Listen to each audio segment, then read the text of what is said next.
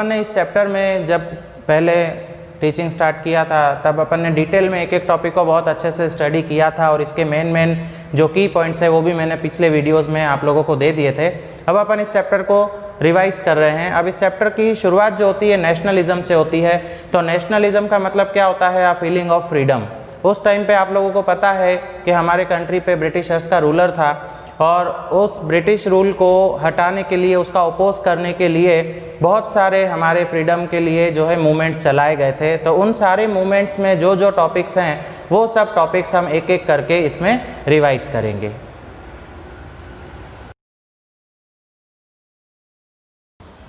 तो अपना first topic आता है इसमें first world war. First world war के काफ़ी पॉजिटिव इफेक्ट्स रहे थे हमारे फ्रीडम मूवमेंट के लिए। आप लोगों ने देखा था क्रॉप फेलियर हुआ था, डिफेंस एक्सपेंडिचर इंक्रीज हो गए थे और विलेजर्स को जो है फोर्सफुली रिक्रूट किया जा रहा था एज अ सोल्जर आर्मी में। तो बहुत सारे पॉइंट्स जो है हमको फर्स्ट वर्ल्ड वॉर की वजह से भी काफ़ी पॉजिटिव इफेक्ट हमको मिले थे। देन आता है खिलाफत मूवमेंट। अपन ने इसके अंदर देखा था मोहम्मद अली और शौकत अली, गांधी जी को ऐसा लगा था कि भाई अकेले हिंदू जो है बहुत बड़ा मूवमेंट नहीं चला सकेंगे, तो इसके अंदर इस्लामिक्स को, जो मुस्लिम्स हैं उनको भी जो है फ्रीडम मूवमेंट में इंक्लूड करने के लिए एक खिलाफत मूवमेंट को सपोर्ट किया गया था। देन फिर अपन ने देखा था गांधी जी ने बहुत सारे सत्याग्रह किए थे अलग अलग जगह पे, जैसे चंपारण बिहार, अहमदाबाद में खेड़ा सत्याग्रह, ऐसे अलग अलग सत्याग्रह हुए थे।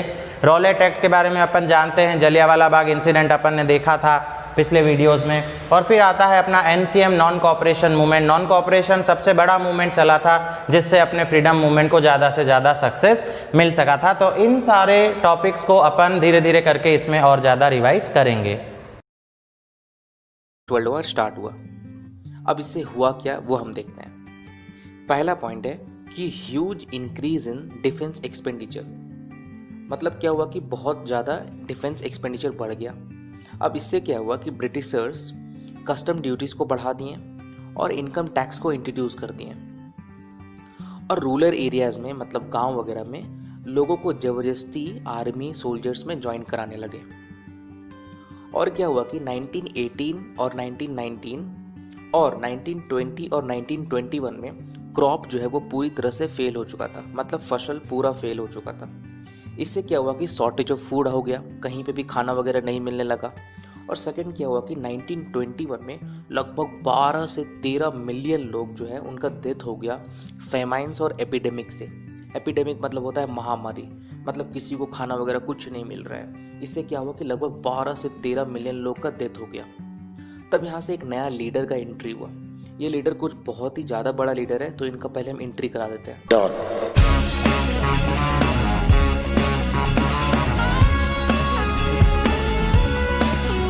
तो जब गांधी जी आए तो क्या हुआ कि वो लाए आइडिया ऑफ सत्याग्रह।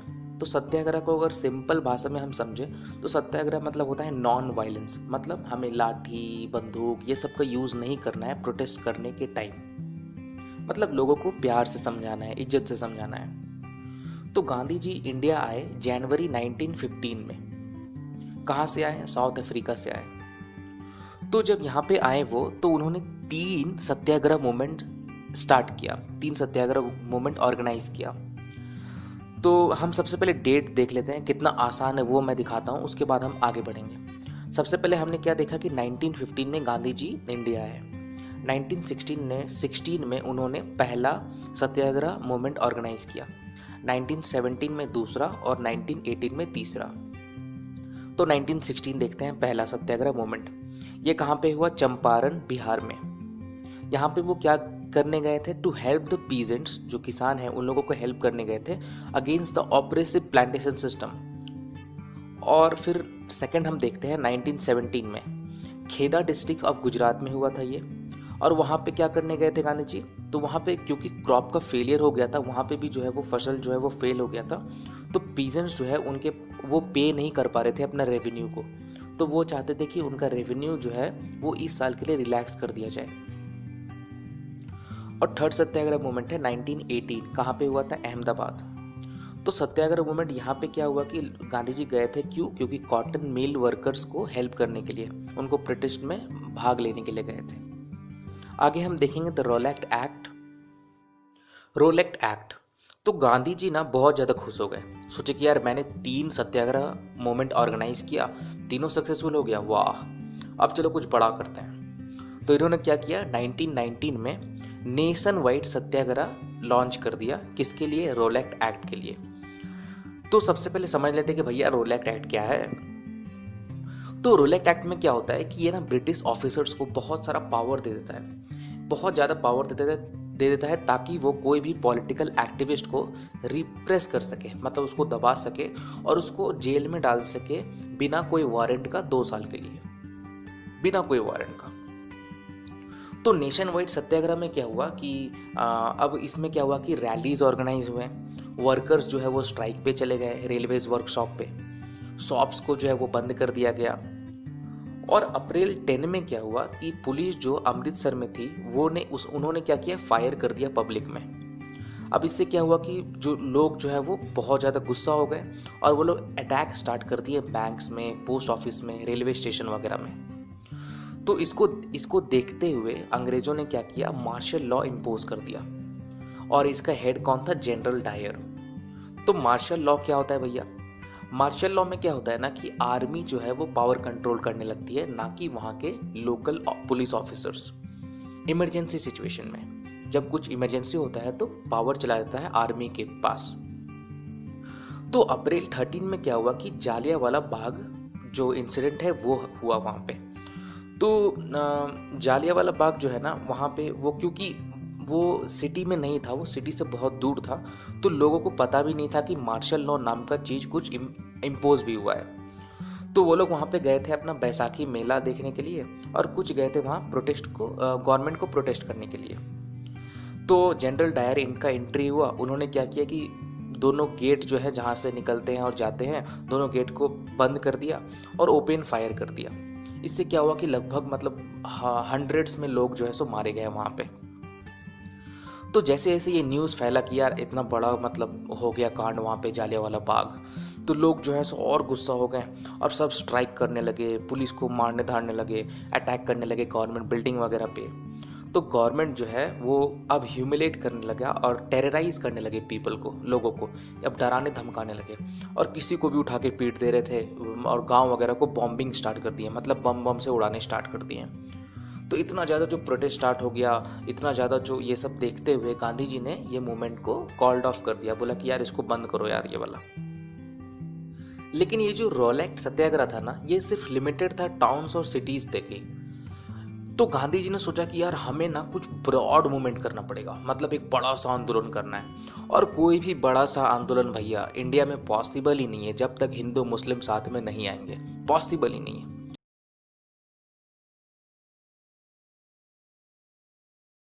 कि अगर कोई भी बहुत बड़ा ब्रॉड अगर आंदोलन करना है हमें इंडिया में, तो उसके लिए हिंदू और मुस्लिम को साथ लाना पड़ेगा। तो इसी के लिए क्या होता है कि खालिफत इशू इन्होंने उठाया। खालिफत इशू का पहला पॉइंट क्या है, ये वापस चला जाता है वर्ल्ड वॉर 1 के टाइम पे। वर्ल्ड वॉर 1 में टर्की का डिफीट हुआ था, उसमें ऑटोमन एम्पायर था।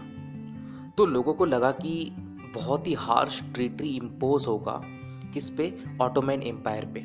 ऑटोमन एम्पायर में कौन था? द खालिफत। द खालिफत कौन होता है? इस्लाम का हेड। तो इसको डिफेंड करने के लिए खालिफत कम्युनिटी फॉर्म हुआ कहाँ पे? बॉम्बे में। और इसमें हेड जो थे वो थे मोहम्मद अली और शौकत अली, दोनों भाई थे। दोनों मिलने गए थे गांधी जी से और गांधी जी ने इसको एक बहुत बड़ा अपॉर्चुनिटी देखा दोनों कम्युनिटीज को साथ मिलाने के लिए। तो क्या हुआ कि कलकत्ता सेशन जो कांग्रेस में हुआ, कब? सितंबर 1920 में उन्होंने गांधी जी क्या किए कि लोगों को, लीडर्स को कन्विंस किए कि भैया अगर दोनों कम्युनिटी साथ आ जाएं तो कितना बड़ा बवाल हो सकता है। तो इससे क्या हुआ कि नॉन कॉर्पोरेशन मूवमेंट जो है वो चालू कर दिया गया in the support of Khilafat and Swaraj, दोनों के लिए। तो पहला क्वेश्चन आता है कि यार नॉन कॉर्पोरेशन क्यों? Question mark. तो गांधी जी ने अपना बुक हिंद स्वराज में बताया है कि अंग्रेज जो है ना इंडिया में क्यों रूल कर रहे हैं, पता है?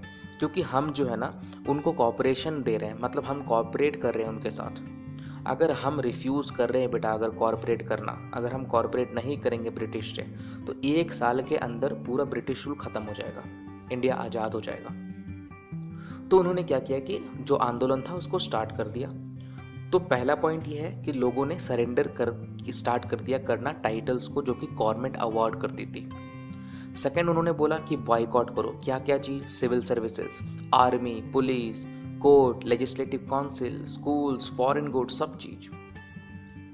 लेकिन कांग्रेस जो है वो सपोर्ट नहीं कर रही थी नॉन कॉरपोरेशन मूवमेंट को। क्यों? पहला पॉइंट ये है क्योंकि वो लोग जो है ना इलेक्शंस आने वाले थे 1920 में, और वो लोग को लग रहा था कि अगर हम इलेक्शन जीत गए तो हमारे पास पावर आ जाएगा और हम ऑफेंड कर पाएंगे, मतलब हम लोग कुछ चेंजेस ला पाएंगे जो ब्रिटिश रूल बनाते हैं उनके खिलाफ।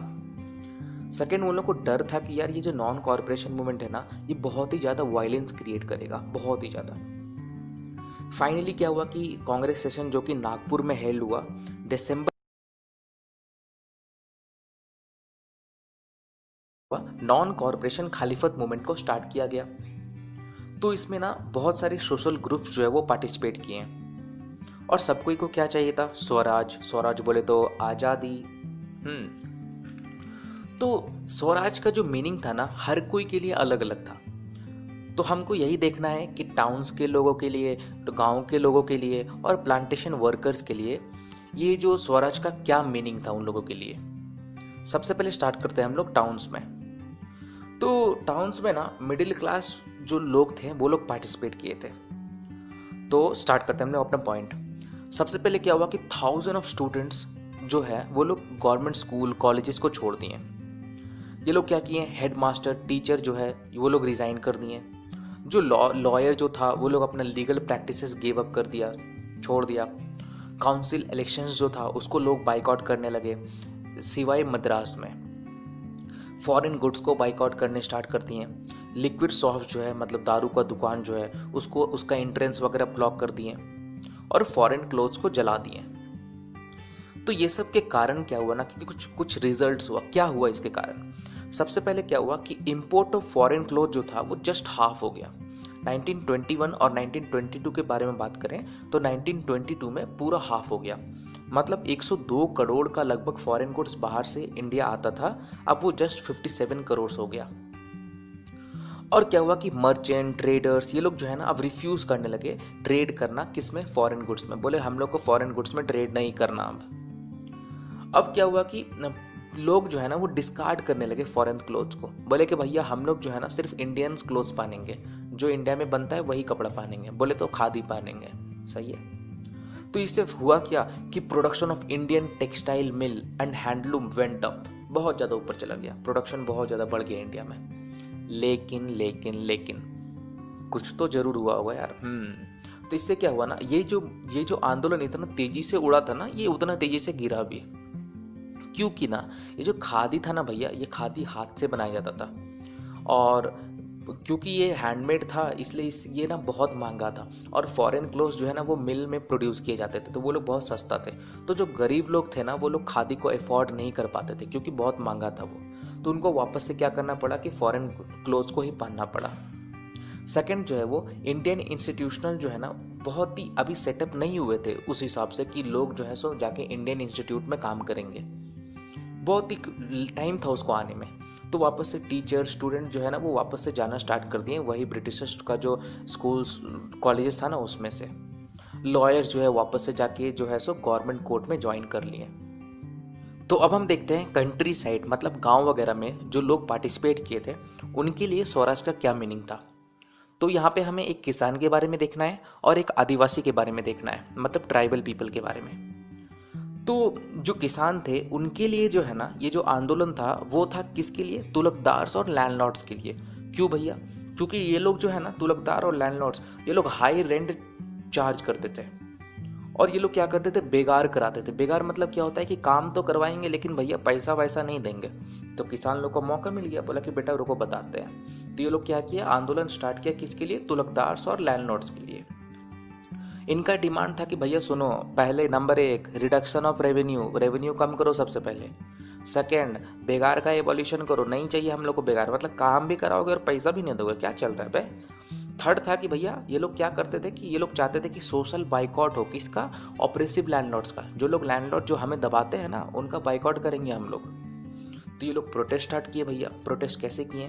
तो बहुत सारे प्लेसेस में ना ये लोग क्या किए, वॉशरमैन का, बार्बर का, ये सब सर्विस प्रोवाइड नहीं करने स्टार्ट कर दिए, मतलब बंद कर दिए। किसको? लैंडलॉर्ड को। बोले कि हम लोग नहीं देंगे, बाल बाल हम लोग काटेंगे ही नहीं तुम लोग का। और क्या हुआ कि तुलकदार्स और मर्चेंट्स का जो है ना घर वगैरह में अटैक स्टार्ट हो गया, ये लोग अटैक करना स्टार्ट कर दिए। और थर्ड ये है कि बाजार वगैरह को लूटने स्टार्ट कर दिए। तो अक्टूबर 1920 में क्या हुआ कि ओध किसान सभा जो है वो सेटअप किया गया। जवाहरलाल नेहरू और बाबा रामचंद्र दोनों मिलके क्या किए, ओध किसान कंट्री साइड में ही ट्राइबल पीपल मतलब आदिवासी लोगों के लिए स्वराज का क्या मीनिंग है। तो क्या है कि गूदम हिल्स जो कि आंध्र प्रदेश में है, वहाँ पे क्या हुआ कि कॉलोनियल गवर्नमेंट जो है उन्होंने फॉरेस्ट एरिया को बंद कर दिया। इससे क्या हुआ कि जो ट्राइबल पीपल जो है ना वो लोग अब फॉरेस्ट नहीं जा पा रहे थे। तो इससे क्या हुआ कि जो उनका जो भेड़ बकरी मतलब जो कैटल है उनको ग्रेज कहाँ करे वो लोग, मतलब चराने कहाँ जाए भैया अब हम लोग। तो क्या हुआ कि चाहे या फिर वो हो जाए या फिर कलेक्ट फ्यूल वुड ये सब कहाँ से लाएं, फ्रूट्स वगैरह कहाँ से लाएं। तो इनका जो है वो लाइवलीहुड बहुत ज़्यादा इफेक्ट पड़ा। और ये लोग को लगा कि यार हमारा राइट है कि हम जंगल वगैरह में घूमें, तुम हमें नहीं रोक सकते, अंग्रेज ओए अंग्रेज तुम हमें नहीं रोक सकते। तो इनको गुस्सा आया और उनको जो है ना सो बेकार करने के लिए भी फोर्स किया गया। मतलब बोला कि सुनो रे, रोड वोड थोड़ा बनाने में मदद कर दो लेकिन पैसा नहीं देंगे। ठीक है, ये लोगों को गुस्सा आया तो ये लोग क्या किए, गोरिल्ला मूवमेंट स्टार्ट कर दिए। गोरिल्ला मूवमेंट नाम बहुत प्यारा है इसलिए याद तो आराम से रह जाएगा। स्टार्ट कब हुआ? अर्ली 1920 में। तो अलूरी सीताराम राजू जो है इसको लेड किए, ये आंदोलन को अलूरी सीताराम राजू लेड किए। सबसे पहले ये जो इतना भयानक सा नाम है इसके बारे में थोड़ा कुछ देख लेते हैं। अलूरी सीताराम राजा जो है ना ये क्लेम करता था कि भैया मेरे पास स्पेशल पावर है। किस चीज का? प्रिडिक्शन करने का, एस्ट्रोलॉजिकल प्रिडिक्शन करने का। और हम जो है ना सो बुलेट भी सरवाइव कर सकते हैं, तुम हमको गोली से उड़ाएगा कुछ नहीं होगा हमको। सेकेंड पॉइंट जो है ना ये इंस्पायर था बहुत ज़्यादा, किस चीज़ से? MK गांधी से, महात्मा गांधी से बहुत ज़्यादा इंस्पायर था। नॉन कॉरपोरेशन मूवमेंट जो था ना महात्मा गांधी जी का, उनसे। तो ये लोग ये इसी से क्या बोला, ये सबको जो है सो बोलता था कि भैया खादी पहनो और दारू वारू पीने छोड़ दो रे, कोई नहीं पिएगा ये सब। तो क्या हुआ ना कि और लेकिन इनका एक अलग व्यू पॉइंट था। ये सोचते थे कि इंडिया अगर आज़ाद हो सकता है तो वो सिर्फ फोर्स से होगा, मतलब बंदूक वगैरह यूज़ करेंगे तभी होगा, ये नॉन वायलेंस से इंडिया आज़ाद नहीं होने वाला। तो हम कंटिन्यू करते हैं आगे। तो गोरिल्ला मूवमेंट जो है ना इससे हुआ क्या? सबसे पहले क्या हुआ कि रेबल्स जो है वो अटैक करना स्टार्ट कर दिए। कहाँ पे? पुलिस स्टेशन पे। ये लोग जो है सो ब्रिटिशर्स को अटेम्प्ट करने लगे किल करने के लिए, मतलब मारने के लिए। तो 1924 में क्या हुआ कि राजू जो है, जो हम अलूरी सीताराम राजू है, उनको वो पकड़ा गए थे और उनको जो है सो मतलब वो उनको मार दिया गया। और तब तक जो है सो वो फॉल का हीरो बन गए थे, मतलब वो लोकल लोगों के लिए वो हीरो बन चुके थे। अब हम आगे बढ़ते हैं और देखते हैं कि प्लांटेशन वर्कर्स के लिए ये स्वराज का क्या मीनिंग था। तो सबसे पहले इनलैंड इमिग्रेशन एक्ट था जो कि 1859 में पास हुआ था। उसके हिसाब से क्या था कि प्लांटेशन वर्कर्स जो है ना उनको कोई परमिशन नहीं था टी गार्डन को छोड़ना विदाउट परमिशन। पहले परमिशन लेना पड़ेगा तभी टी गार्डन को आप छोड़ सकते हो। जब उन्होंने नॉन कॉरपोरेशन मूवमेंट के बारे में सुना तो उन्होंने अपने तरह से इंटरप्रेट किया और सोचा कि भैया अब तो खुला मिल गया रे हम लोग को। उन लोगों ने क्या किया, बोला कि भाड़ में जाए इनलैंड इमिग्रेशन एक्ट ऑफ 1859। सब जो है सो 1000 ऑफ जो टी प्लांटेशन वर्कर्स है सब अपना घर की ओर निकल लिए। उनको लिए लगा कि they believe that Gandhi Raj was coming और सब कोई को अपना गांव में जो है सो जमीन मिलने वाला है। लेकिन क्या हुआ कि वो लोग रास्ते में ही जा रहे थे तब तक जो है सो सब पुलिस उनको पीट दिए, भयानक वाला।